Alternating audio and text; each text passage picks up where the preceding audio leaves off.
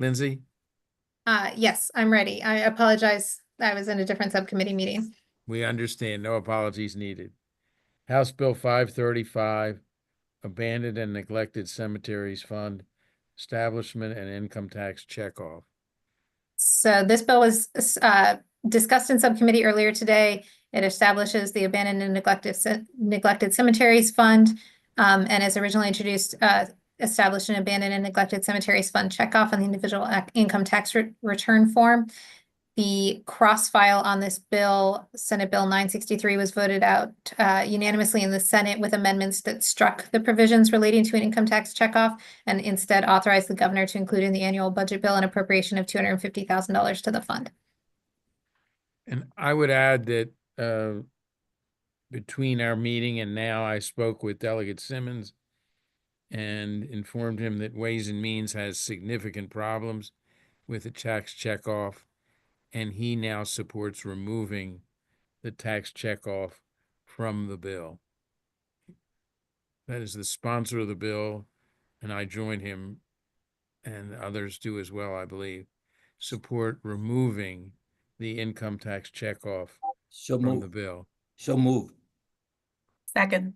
Moved and seconded. All those in favor say aye. Aye.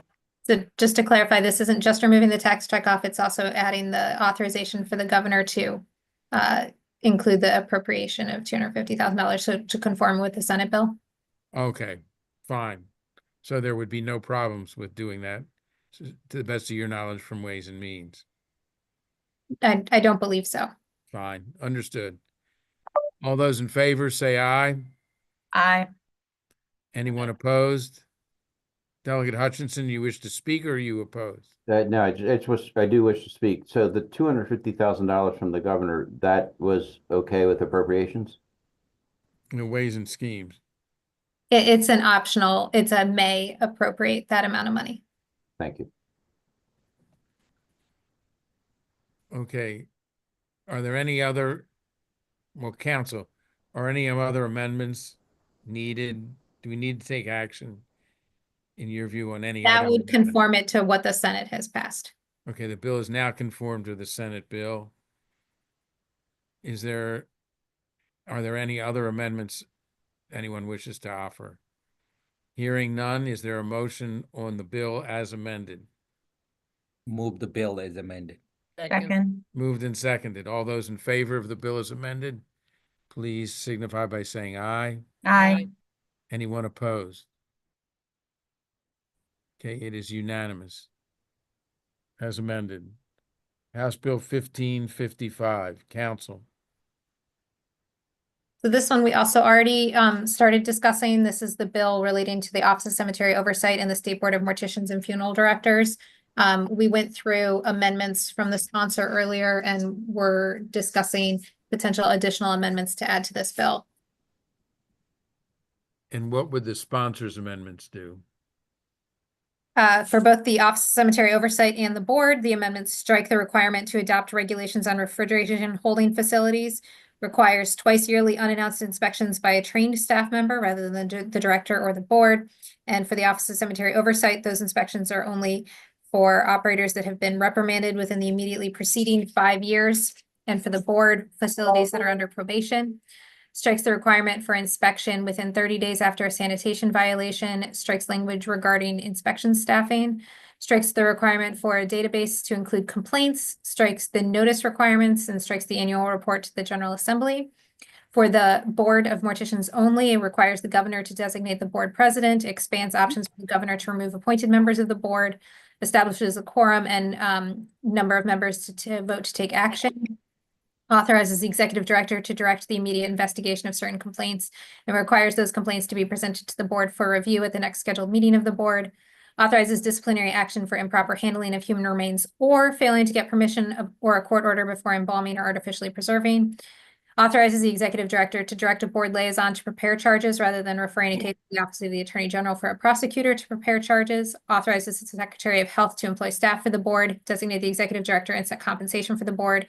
Removes the prohibition against other state money being used to support the Board of Morticians and Funeral Directors Fund for those two provisions on the MDH authority over staff and the money for the fund those provisions sunset after 3 years.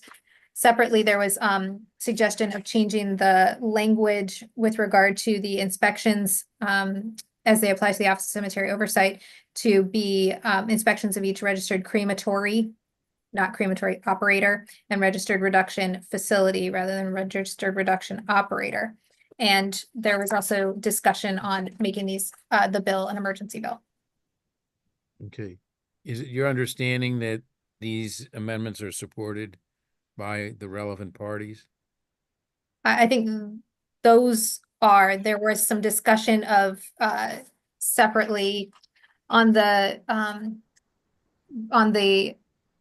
online feature about including violations or whether or not that language was sufficient to reference the inclusion of if violations would include deficiencies and whether or not that needed to be distinguished in law or regulation. I would think violation has a certain meaning in Maryland law. I think there was some discussion of the fact that the board has used the term deficiency and violation somewhat interchangeably. Mhm. Is there discussion on the amendments? Delegate Hutchinson, followed by Delegate Bagnall and Delegate Bondari. Well, thank you, Mr. Chair. So when we had concluded, I had brought up just the overall concern about the fines and the revocation of the license.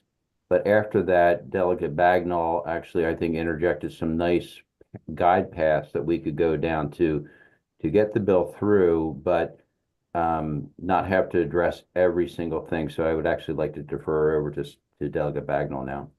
The maker of the pathways. Yes, Delegate Bagnall. Thank you, Mr. Chair, and thank you, Delegate Hutchinson. I was just going to say, would you like us, Mr. Chair, to move the amendments as described, and then we can continue the discussion so that we can at least move forward on what has already. Are you moving the amendments? That's fine. I'm happy to move the amendments as described by council. And is Second. there a second? There is a second. The amendments are before us. Delegate Bagnall. Do you wish to discuss them or there was a procedural declaration? Okay. Delegate Bondari, the bill sponsor. Yeah, I would love to hear from Mr. Malloy. Is he here? Yeah. Yes, he is. Mhm. Mr. Malloy, what is your view of the amendments? I apologize for being new to this, but my understanding is that you are adopting the change of the verbiage describing the reduction facility and not operator. Is that correct? Yes. Okay. As long as you change those amendments, I'm fine with the crematory facility and the registered reduction facility operator. I would ask that the similar or identical changes be made in the mortuary or funeral directors section, but I haven't heard that. We haven't discussed that part yet. Is that correct? Council, it looks like, is reviewing that as we speak. Mhm. I believe it is. What is your Chair issue? Pena Melnick. Yeah. Did Delegate Cherie Semple Hughes get the link? I thought that I copied her on the email that went out. Okay, apologize. Sen- Delegate Cherie Semple Hughes. All right, thank you. Now, the language on inspections under 7409 says each year a trained staff member of the board who's qualified to do inspections shall conduct at least 2 unannounced inspections of each licensed funeral establishment. Okay. I I'm don't fine. think there's the same concern about it referencing a person as opposed to the establishment there. Okay. All right, so I believe there's still some issues on the certain amendments or not? Or we're ready to move forward with all the amendments? All those in favor of the amendments, say aye. Aye. Is anyone opposed? Is there a motion on the bill as amended? Delegate Bagnall. Thank you, Mr. Chair. I think that we still had some unresolved issues, but we wanted to make sure that we moved these amendments because they were already consensus. And Delegate Hutchinson had referred to our previous conversation. I think I had made the suggestion that maybe we add an additional amendment that says that that we will, essentially through the regulatory process, clarify not disparity, discrepancy, Ambiguity. not Deficiency. deficiency. Thank you, Delegate Riley. It's late. Deficiency versus violation, because Right. I think if I'm correct, and council correct me, I believe the bill that is before us speaks to violation, and that we can clarify the distinction between violation and deficiency in regs. Yes, with the, what- the bill references violation. It doesn't say anything about deficiencies. If deficiency is a term used in regs, that's something that the board could probably address. I think the more sort of overarching question is there some level of board action that you don't want to be posted online? Like, that's sort of the question, is there something that would be like a minor violation of some kind, perhaps referred to as a deficiency, that you would not feel comfortable posting online for the public to see? I would add from the AELR perspective that the agency will look to in its counsel what the law says. It would be unusual for us to simply defer as the legislature to the agency.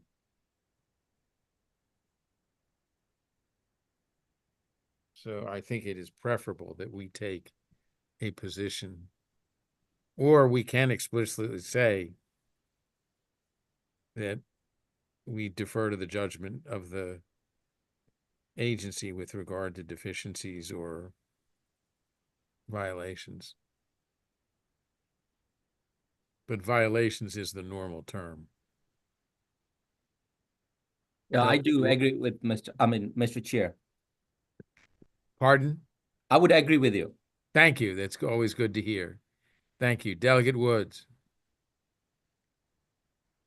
Thank you, Delegate Mr. Woods, Chair. you are recognized. Thank you, Mr. Chair. I am asking now for clarification because you had put out a motion for amendment, and I would like for you to please clarify now the amendments that you have put out in motion for. I wasn't, good point. I guess the way the committee runs, I'm waiting to hear an amendment offered by a committee member. That was a suggestion from me, but it's up to the committee members to offer any amendments. You can do what I just proposed, but I would like to hear that from committee member. Delegate Riley. Thank you, Mr. Chair. So earlier, we were talking about that deficiencies were in the regs.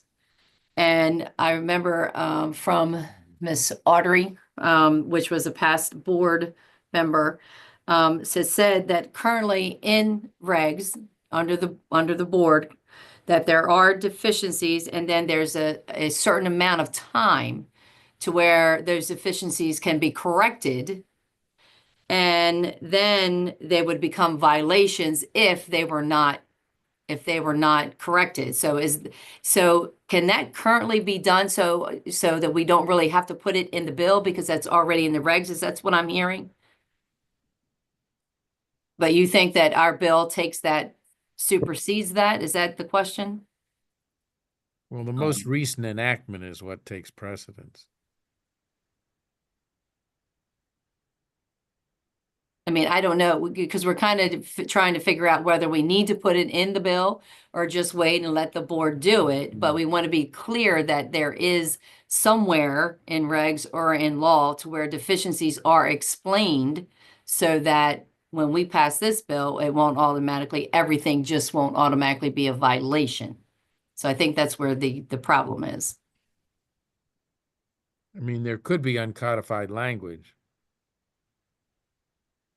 that speaks to the, So I don't know who can answer those questions, but Council, your thoughts? Well, I think that this goes back to what I said earlier, which is that I think that this is a policy question as to whether or not there is some level of deficiency or violation or whatever you want to call what has happened. Is there some level at which you don't want that posted online? Correct. Yeah, and that's what I'm Right. concerned with. So then, with saying that, then I think that maybe we do need to put something in the bill so that they will know, the board and the folks, the industry will know, hey, this, if it gets this level, it's a, deficiency. If it gets this level, it's going to be a violation. I mean, we have a penalty in here of $50,000. So we got to make sure that it's clear to the industry, are there deficiencies? Are there not deficiencies? When is the board going to describe that, or when are we going to describe that before it becomes a violation to where they're enacted to lose their license and be charged Mr. $50,000? Chair, can I respond to that? Sure. Yes, Delegate Bandari. Yeah, absolutely. It was one of the Malloy concern that lacks clarity and should be defined as an uncorrected deficiencies after 30 days to protect license. In my view, is with the broad user violation is intentional to ensure comprehensive transparency regarding funeral establishment, the serious misconduct, regardless of whether they are corrected within 30 days. I mean, the serious, the public deserve to know about all substantial issues ranging from paperwork errors to serious misconduct, regardless of whether they are corrected within 30 days. The Board of Morticians, they can refine this term through regulation, providing clarity without the restrictive definition that Mr. Malloy proposed. And I think, the final version upholds this effectively. And that is violation. Everything is defined in COMAR. Okay, thank you. So is there a motion?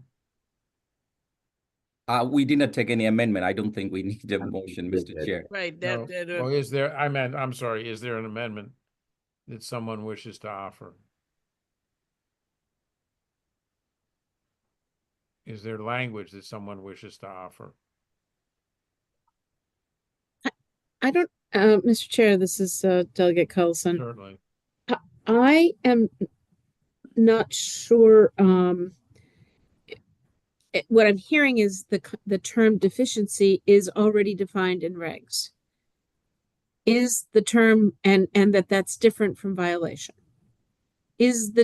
So I guess I would assume that both deficiencies and violations would be published, because if they're not rectified after 30 days, because isn't the purpose of the publishing to provide the public with information and so that they can make decisions, in which case, we publish every complaint that goes to the Board of Physicians, that goes to the Board of Nursing, all of those, no matter how big or how small, they all go to the board and are on the board's respective websites. So if the question is, as council has said, what do we want published? I guess my sense is, wouldn't we want both levels of infraction published? I would think so. If I may. Delegate Salega. Thank you. I think, Bonnie, to tie a bow on that, you meant only if they weren't rectified in 30 days. Yes. Okay. And we need to make sure, make sure that time frame is appropriate. And the amendment that I raised my hand for was just, finishing, like I said, trying to tie a bow on your thoughts there. Is I still think the 50,000 is too high. I mean, if you look at the section above it, it's 5,000. And it, it just seems, and I know it says up to 50, but that seems that the line under it and revoke their license.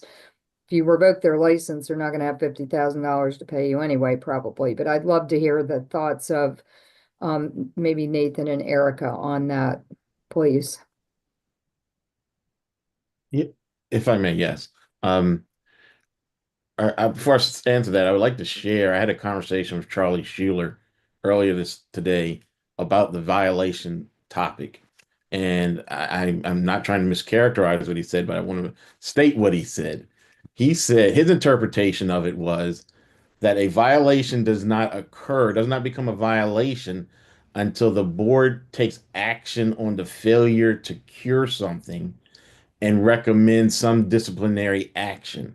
And once they, and I think it's under 7-319 of the mortician statute, that once that act occurs, then it's a violation. I said, well, it needs to say that. And he disagreed, and we respectfully disagreed. But it is silent as to when anything becomes a violation. They talk about suspension, revocation, reprimand, but nothing says the word violation. And that is the confusion for licensees. So we need clarity on when does something become a violation. The way it's written, it can be interpreted as being synonymous because it says deficiencies or violations.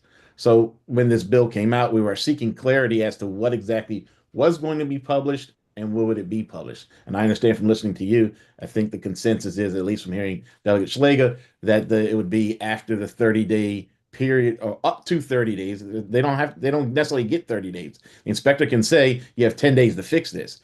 Any failure to fix after the instruction of the inspector then may become a violation by which the board can bring charges or reprimand or suspension or revocation. To Delegate Schlegel's point about the penalty is, in our opinion, excessive. It is 50,000, I understand, to up to or not exceeding 50,000 because you wanted to have the teeth in the bill to fine someone. But as Delegate Schlegel says, if you suspend their license or revoke their license, one, they're out of business, they're not going to be able to operate, they're going to have difficulty paying that. But there's also still a component where the aggrieved party that has been the subject or the victim of the negligence has the right to pursue legal action in court. So it's not, I don't ever see it ending at whatever penalty we put in the bill. The families, the heirs of the loved one that has been mishandled will always have the right to bring legal action against the violating party in civil court. So, and those penalties and fines can range depending on what a jury is willing to return, plus possibly punitive damages. So I understand you want this 50,000 to go after the licensee, but that, number one, that's not going to be the end of it for the licensee, more than likely. And number two, there's going to probably be legal action and that their insurance carrier is going to have to address. The question becomes, will insurance carrier even fund a penalty or fine for violating the law? More than likely, they will not. So there's going to be some personal civil liability for the licensee, even after the board assesses this fine to the licensee. And just for historical purposes, as you know, it is 5,000. So we were advocating a penalty of somewhere possibly between 10 to 15,000, which would be 2 to 3 times the current penalty or fine assessed in current regulations. Thank you. Thank you. Ms. Malone, you no longer wish to speak? You can speak briefly. Go ahead. Well, I didn't have much to say other than so our disciplinaries are listed online publicly. We didn't want the complaints listed online, which was corrected. And as far as violations, the language is could be considered a little tricky, but our process does involve the 30 days. Our inspector goes out, he investigates. When he finds a violation, the establishment has up to 30 days to fix that violation. I know this for a fact because we just sent letters out today. So those people had violations. So I think that after 30 days is good for a good amount of time for the establishment to get those things corrected. I think it should be some language maybe saying that at the discretion, which I think it does say in there. Like if we do the investigation, and my investigator feels as though it's violations, that's a public health issue, he can make that decision, or I can make that decision to take the violation, you know, to the extreme and not wait the 30 days, maybe some kind of language that suggests that. But I think it should be more so discretionary because we might have a violation of what do you call it, discrepancy of a wall on the sign that's, you know, signage isn't correct. So that's not the same punishment that someone who has, you know, body stat should get. Thank you. Yeah. Chair Pena You're welcome. Melnick. I think that if you have up to, it gives you the discretion, right? Because you can decide the range for whatever the facts are, whether they are really Yes. horrible, horrific, like they were here, then you know you have to send the message, right? And give the max. If it's something really low, then you give something low. I think it should be up to $25,000. Really, I think that 15,000 and especially to the facts that were presented here, that's insulting. You know, so it should be up to 25,000 and give the board the discretion to be able to use their you know, their fact finding and take into consideration mitigating circumstances to have a reduction at the lower end. I Thank you. second that. Okay. Mr. Delegate Bagnall. Oh, Thank you, Mr. Chair. And I also agree. Just had one question, for the board. As we're talking about discretionary language, which it sounds like we don't need for the, penalties. But do you currently in your processes have the discretion and the authority to suspend a license for, you know, something egregious if there is like a public health decision or an egregious violation?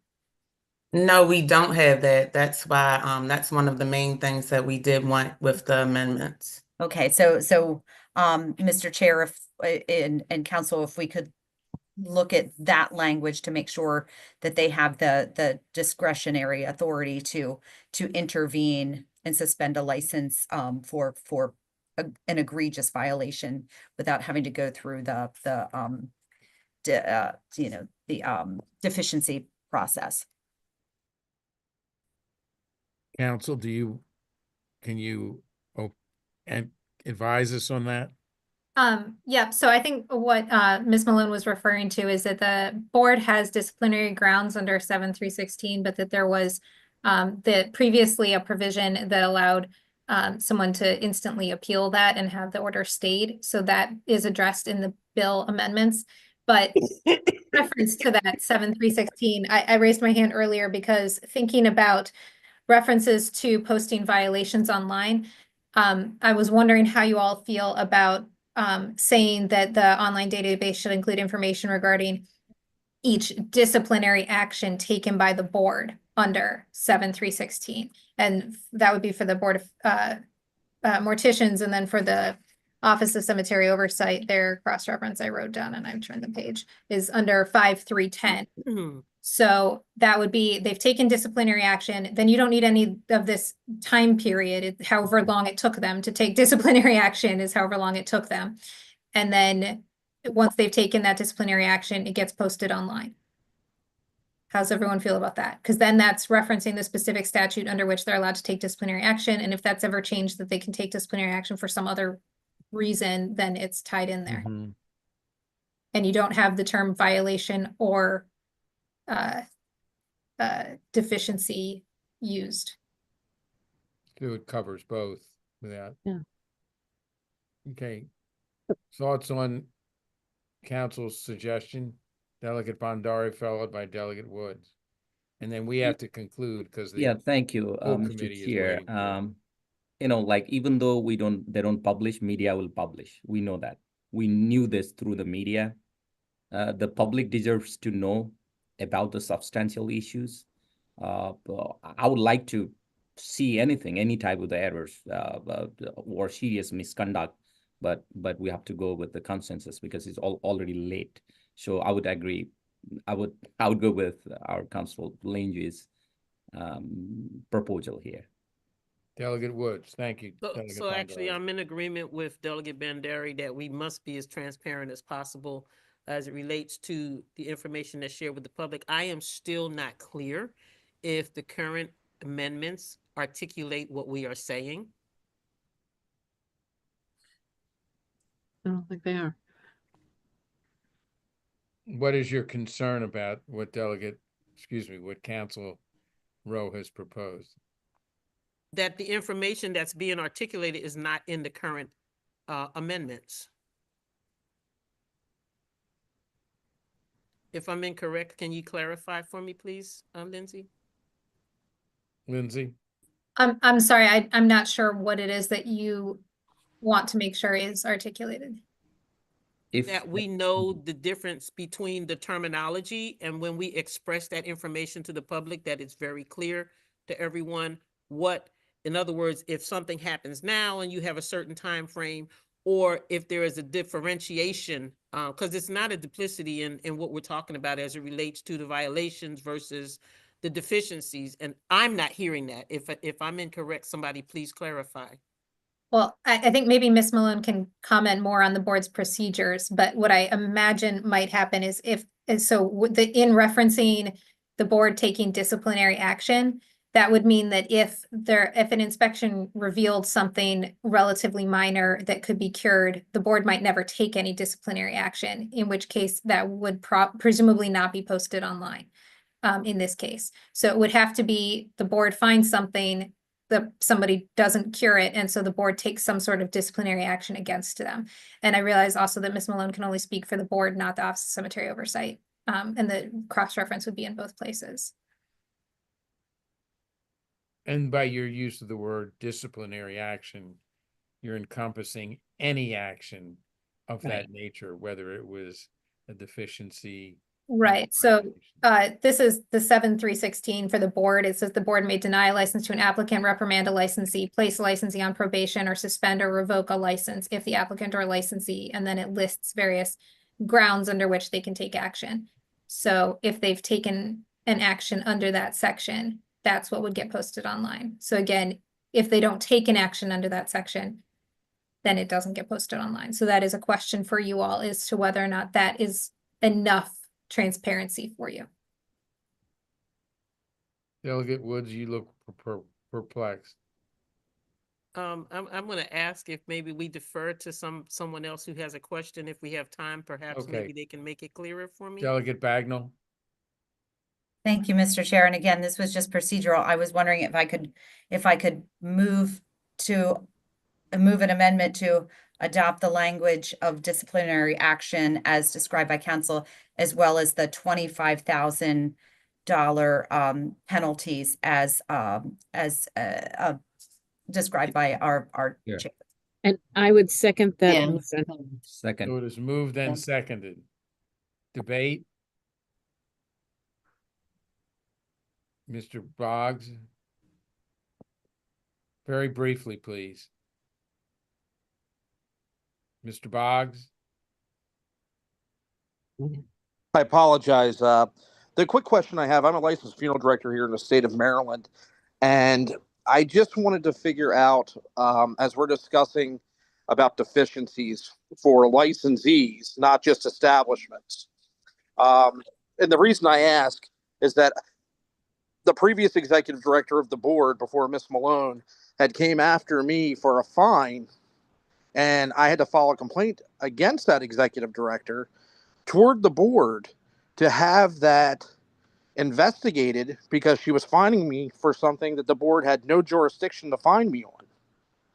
If that happens, is my information being listed on the website as I'm a licensee that is being potentially fined?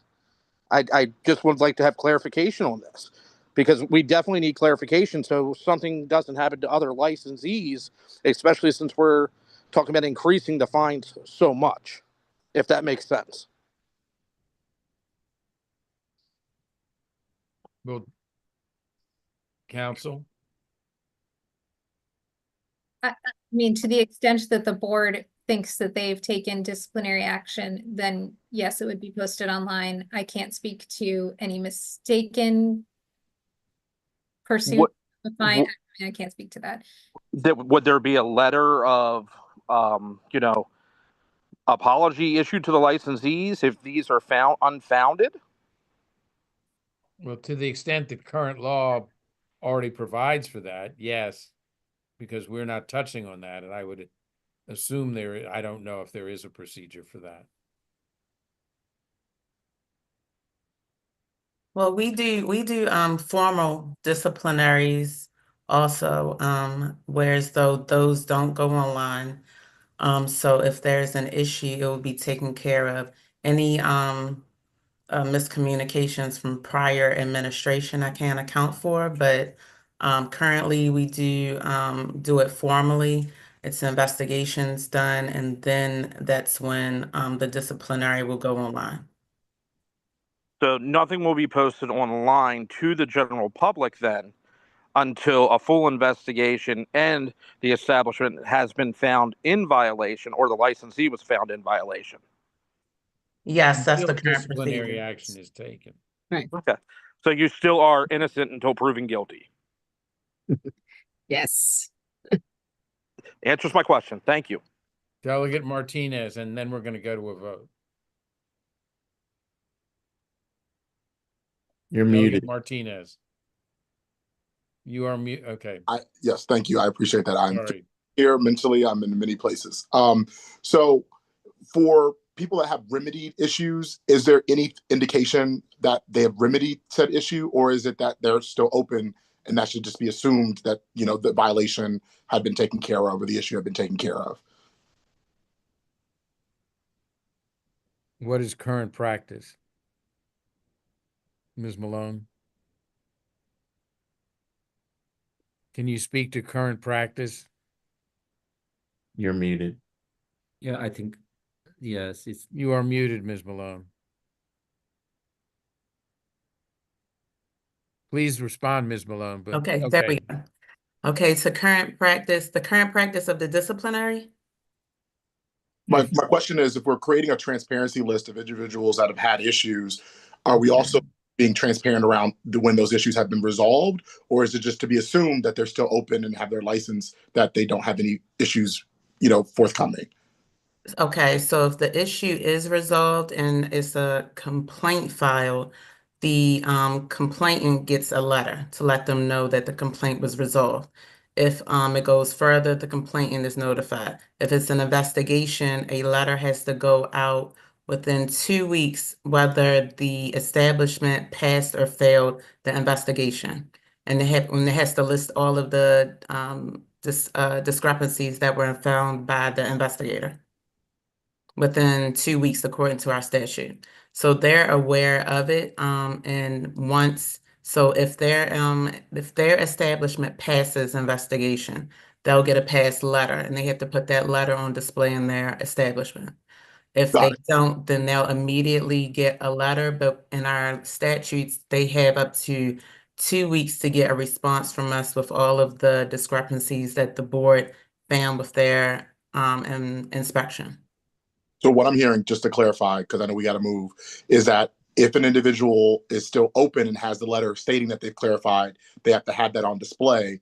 That but you all are not posting online next to the public, like the public action or public what's called violations that has been resolved. If they've been resolved within the 30 days, no.